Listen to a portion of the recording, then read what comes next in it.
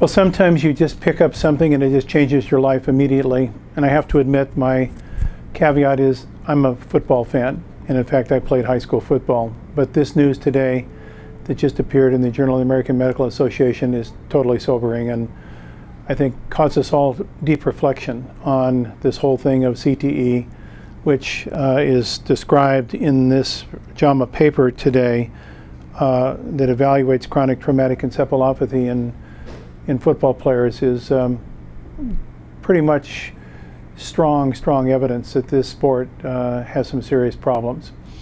And as you probably recall, we had this movie with Will Smith, Concussion, that really talked about Dr. Bennett Omalu, a neuropathologist who was the first to kind of bring this concept of CTE to the fore, and was criticized and ran into all sorts of problems. I don't need to review the movie, but you know the story. And then the question was, could we really do the proper kind of science to demonstrate that CTE was a real clinical condition associated with the playing of a sport, football? This paper, entitled Clinicopathological Evaluations of the Chronic Traumatic Encephalopathy in Players of American Football, in which it analyzed the neuroanatomy and biochemistry of 202 deceased former football players, starting with some in high school, college, semi-pro, and pro. It's pretty airtight, I believe, and there are some important takeaways from this, I think, for all of us.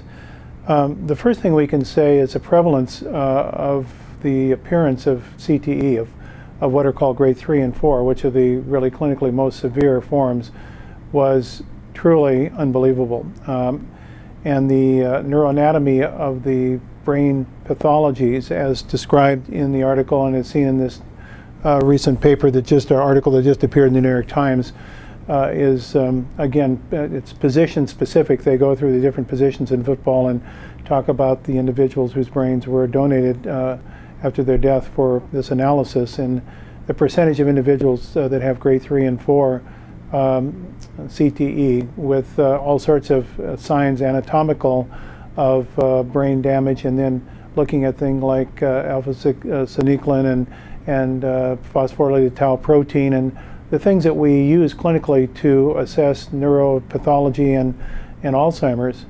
And the recognition that this was a progressive condition, that the stage 3 and 4 were seen most likely and often in those individuals of mean average age of 70, whereas the lower grade CTE was seen in individuals of younger age, meaning it is undoubtedly progressive, because the mean duration of playing football in this group was, what was it specifically? It was 15 years of football on average that they had played out of their whole life. So this progression of pathology that occurs by the initiation or triggering of this cascade of events that leads to ultimate recognition of the neuropathology and the neuroanatomical changes is quite irrefutable.